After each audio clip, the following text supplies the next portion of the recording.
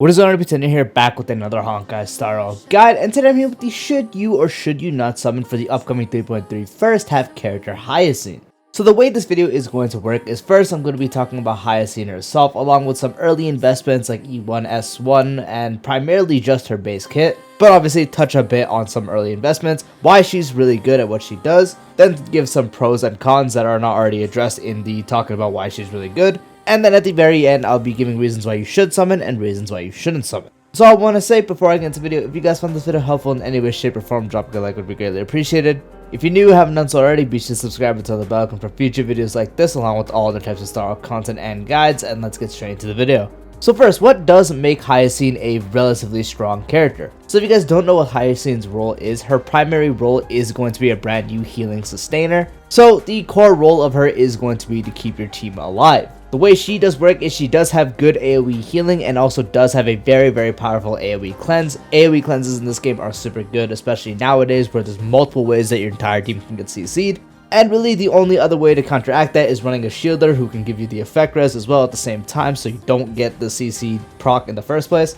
Or run your actual healer that spams skill, or you run someone like Feixiao. Feixiao was the only one that had an AoE cleanse until Hyacine now. So having really good healing on top of the fact that she does have AoE cleanse is very powerful on its own. She also is going to be the first Memo Sprite healer, so not only is Hyacine herself being able to heal, she's able to enhance the Memo Sprite and such, and also have your Memo Sprite do damage and heal at the same time. Hyacine is also able to buff your team by providing them a max HP increase by 30% plus 600, which is going to be fantastic for not only HP scalers, it's primarily for HP scalers as it's going to be fantastic for them increasing their damage overall, but this is actually good for anyone in the game because this will actually make them more tanky.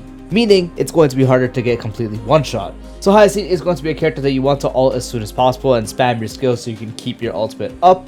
And while you are actually healing your team a lot, giving cleanse, whatever you do need, the cherry on top of besides being able to heal a lot and also have AoE cleanse is with the help of Hyacine's Memo Sprite, she actually does good sub-DPS damage. She straight up is able to do damage at the levels of older characters in the game. Which older characters, you know, if you primarily just buff them up to hell, they can do a lot of good damage still. But it's mainly for the fact that Hyacine's primary role is being a sustainer, and on top of that, she can be a really good sub-DPS at the same time. It's very good when we get a character that's primary role is to do something like sustain and also do damage at the same time, because now they're providing more than just healing. We take a look at what some other characters can do, like, you know, we have Feixiao who can also do that same thing, especially with her super break and how she works on those teams.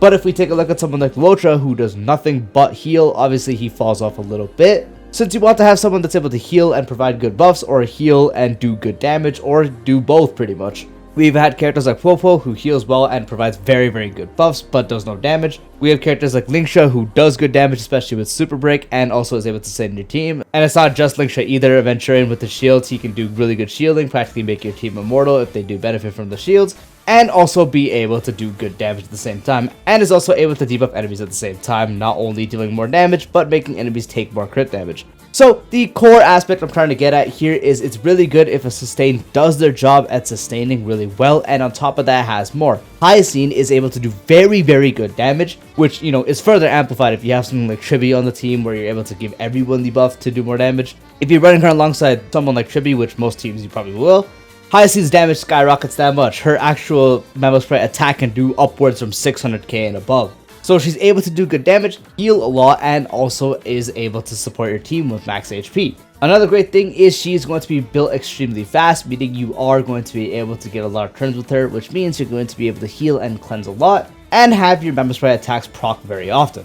So you are getting the full effect of her kit with the way she does play very easily. She does what she wants to do with sustaining very well, and to top it all off, does really good damage. And if we do take a look at some of her early investments, if you do go that far, her light cone is really nice as it does give her even more speed, increasing her speed by 18%, and also now gives her access to the ability to burn HP.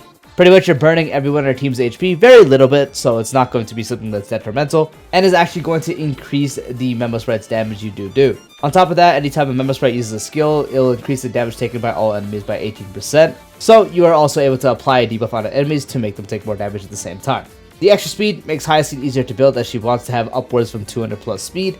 The light cone also providing the damage taken to all enemies is going to be fantastic for any source. Hyacine herself, it's going to be fantastic for your main DPS, any other sub DPS you may have, Tribi on the team as well, and so on. The HP burn is going to be great as it does increase her own damage, but the real characters that do only benefit from it is primarily Castress and Blade. Mide as well technically, but it gives him so little to the point it's very much negligible and you don't really notice it. But for Blade, he works off charges, so any sort of HP drain, even if you lost 1 HP, is going to give him a charge. So the fact it drains that 1% HP is going to give him charges. And with Castress, you're able to heal the Memo Sprite with the HP you are getting lost. And it's also going to help her charge her ultimate more as opposed to charging someone like Mide, so that's why it's actually helpful for her as well. So these two characters benefit from that primarily. It's not really a thing that you're going to notice for Mide or anyone else in particular, because for everyone else it's just HP drain. But on the bright side, it is still going to be increasing Hyacine's Memo Sprite damage. Her E1 is also a very fantastic thing because in her state of ultimate, if you are in that state, you do get to further increase the max HP of everyone. So we already knew that her ultimate state did increase everyone's max HP. And now if you have the E1, it becomes an additional 50%. So you can get up to 80% max HP increase for your team, which is absolutely insane for HP scalers and is just going to be fantastic for survivability on anyone in your account. And to top it all off, with the help of her E1, you're able to restore even more HP anytime Hyacine does use an attack. So more sustainability you do get off that, plus the max HP, which is the main focus. But now, talking about some pros and cons about Hyacine. Pros are, some of them are already addressed. She is fantastic and very frequent healing. She has an AoE cleanse, which is going to be fantastic for any needs, especially with the AoE CCs we have in the game now. As a healer, she does really good damage, so that's going to be very good to help you wiggle down enemies and even kill enemies really fast. To top it all off, she's able to increase survivability for her team by increasing their max HP. And if you are pairing her with HP scalers, it's going to increase their damage as well. And to top it all off, she does have very big benefits from early investment, so her S1 and her E1. So if you do want to actually push for S1 or E1, either or is going to give you a very big benefit. Now for some cons when it comes to Hyacine, there is one particular con for her, and that is the fact that you do want to spam skill on her. Spamming skill will lead to you using skill points, and if you are using her on teams that do want skill points, that might become an issue because now you're spamming skill with her and then your main DPS and then any support that might be giving an action forward or just a buff or whatever. If you have multiple characters on the team that want to use this skill as much as possible and you don't really have a source that's going to out-gen the drain of SP points, it is going to be an issue to run Hyacine because it's going to be difficult to keep all uptime without spamming skill. And running her on teams that will require those skill points can be difficult if you cannot figure out how to offset that skill point usage. Because without spamming her skill, it might be hard to keep her all up. Without her all up, you can't have the full effect of the Memo Spread attacking and such, having the actual after rain state, and so on. So that practically is really the only con when it comes to her. It might be a bit difficult to use her if you are pairing her on teams that do require skill point usage. So that would be something you'd want to consider.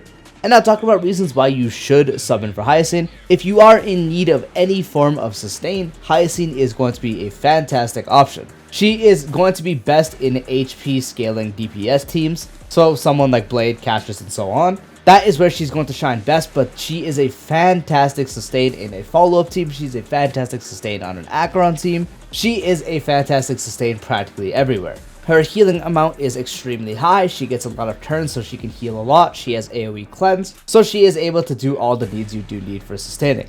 On top of that, as I've mentioned multiple times now, she also does really good damage at the same time, so helping you wiggle down enemies to kill them with your main DPS or flat out be able to kill the enemies for you because her damage is that good.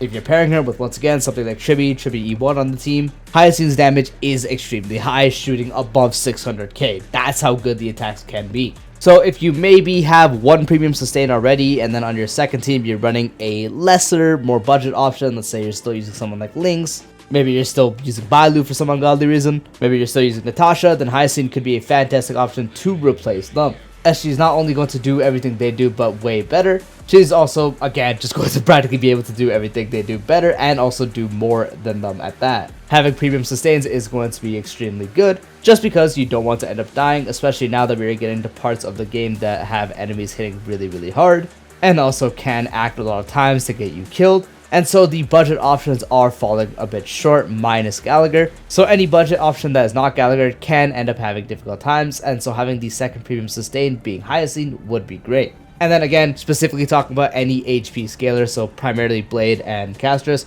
For Blade specifically, you actually will practically be doing more damage than him on that team with Hyacine sometimes. And the way he stacks up his follow-up attack by just losing any bit of HP, having Hyacine's Light Cone is going to help you supercharge it even faster. So that's going to be great. And then with Castris and Blade at the same time, both the max HP buff is going to be fantastic. The HP drain for Castris is going to be great as well. And then again, helping as a DPS. Now, reasons why you shouldn't summon is practically just the reason of you don't need a sustain. If you already have 2 premium, maybe even more premium sustains, or you have 1 premium sustain and a really well built Gallagher, then you don't really have a need for another sustain. You could be using Castris already, and you're already using her with someone like Gallagher. Hyacine in that case is going to be a lot better, but maybe you're tight on pulls, and if you're tight on pulls and you can't really afford that option, but you're really thinking about it, you can still very much get by with just using one of the other sustains. It's practically just looking at the fact that if you could really benefit from the sustains, and if you already have 2 premium sustains, the need for Hyacine is going to be a lot less. And past those 2 premium sustains, getting another one for that specific team is going to be more of a premium option. If you're able to afford a sustain that is going to be just for that team, then by all means go ahead. But if you're tight on pulls and you're kind of iffy about it, then feel free to skip because you don't have a need for another sustain. You kind of want to think about it as maybe you want to get this premium Castris team right now, but in the future, maybe not even too long from now, we know how fast paced the game goes. You get another character, you don't use Castris that much anymore, and suddenly Hyacine, she still will have value. Look, maybe with that new character that you use, she can be on there. But let's say maybe it's a follow-up team that you suddenly invested in, and now you use that over Castris teams. And so Aventurine goes on there and just performs his role best there. You want to look at it as more of a character that would benefit your account as a whole, rather than just a specific team when it comes to sustaining. So if you are in the boat where you already have your 2 premium sustains, and this would only be one that you're kind of iffy about, you just want to get it for that one team, otherwise you don't really have a need for another sustain, in those cases I would recommend skipping. And yep, that is the video. That is the should you or should you not summon for Hyacine. Overall, she is really good value, especially for those that are still in needs of sustains. But with how many sustain options we do have nowadays, you are looking at quite a few options. By now, a lot of people probably already have a good amount of sustains in their roster. So adding another one just for a specific team might not be the best play, especially if you're more free to play or a light spender and you don't really have many pulls. But once again, if you guys found this video helpful, drop a good like, would be greatly appreciated. If you haven't done so already, be sure to subscribe and turn the bell icon for future videos like this, along with all other types of Star Wars content and guides, and I'll see you later. Peace out.